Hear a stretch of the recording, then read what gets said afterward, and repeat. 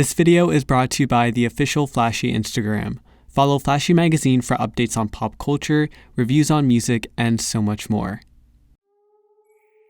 Throughout the 2010 decade, pop music has gone through a multitude of transformations, constantly changing and evolving. In 2014, Lorde inspired a whole generation of artists with her alternative twist on the genre. In 2016, Luis Fonsi popularized the Latin pop wave with his mega hit Despacito. And even today, Ariana Grande's latest album Thank You Next experiments heavily with the trap sound hip-hop artists are known to use. All of these additions have been formative in my years of listening to pop music. But a significant part of my childhood that has been excluded is the electro-pop era that dominated the early 2010s. Kesha is someone who was at the forefront of that movement. Throughout her catalog, you'll find a plethora of club bangers and electro-pop songs that perfectly encapture the trends of that time. She was the singer who, with no exaggeration, opened up the 2010 with her debut. In a world of put-together Taylor Swifts, Kesha was the absolute opposite. She was inappropriate and hippie and nothing like the girl next door. She had this carefree, charismatic personality that no artist could replicate. Today, Kesha's significance doesn't just lie in her contributions to pop music. Her life story and character arc has transcended from pop culture into the progression of significant social movements.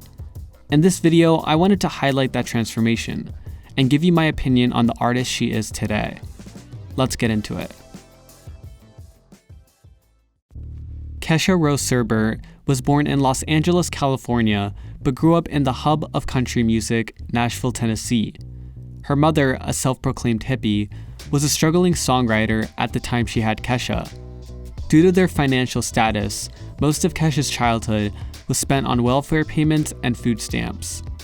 While Kesha's mother went to studios to write, she would often bring Kesha to the sessions and encourage her vocal talents. Contrary to popular belief, Kesha was an extremely studious student, earning a near-perfect score on her SAT. She was accepted to Barnard College, but didn't make it very far before a demo tape of 2 recorded songs landed in the hands of Dr.Luke. Dr.Luke was a prominent music producer in the 2000s, who had produced hits for Kelly Clarkson, Leona Lewis, and Katy Perry. He convinced Kesha to leave school and sign a 6-album record deal with his label, Kemosabe Records. One day, after stumbling into a session with Flo Rida, Dr. Luke had asked Kesha to sing the chorus of the song they were working on. The song ended up becoming the smash single Right Round. Kesha was neither credited or paid for the song, despite its commercial success. She later attached the infamous $sign to her name, to symbolize the irony of having a hit song but absolutely no money. She started to work intensively with Dr. Luke, and her first official single, TikTok, was released on August 7, 2009. When it came time for Kesha to work on her debut album, she had over 200 songs racked in the past 6 years. She narrowed the tracklist down to 14 songs, and released her debut album titled Animal on January of 2010. It is, in my opinion, nothing but pop perfection. Critics took note of her unique party girl persona and semi-rap verses. It was a strong introduction to who Kesha was, and marked a promising career ahead. She followed the album up with an extended play titled Cannibal. The EP carried a similar sound to her debut, and it was executively produced by Dr. Luke. Significant singles off the EP include We Are Who We Are, Blow, and Sleazy. After the consecutive releases, Kesha was at the top of her game.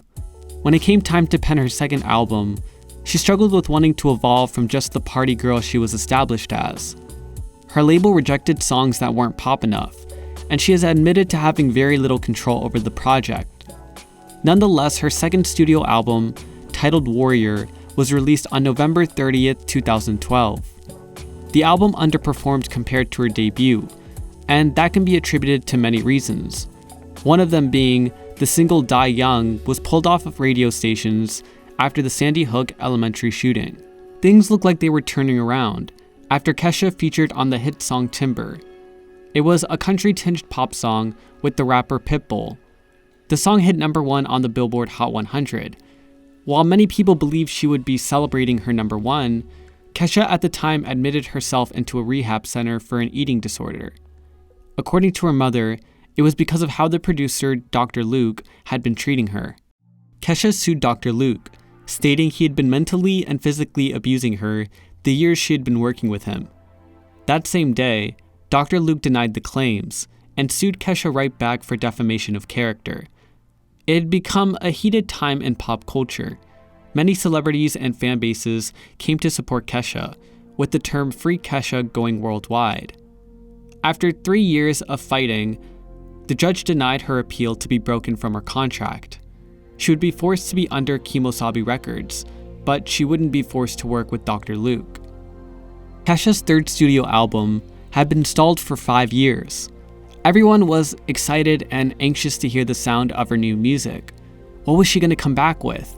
She had been synonymously known for her party music, but how do you come back with the same party sound after publicly going through the worst years of your life?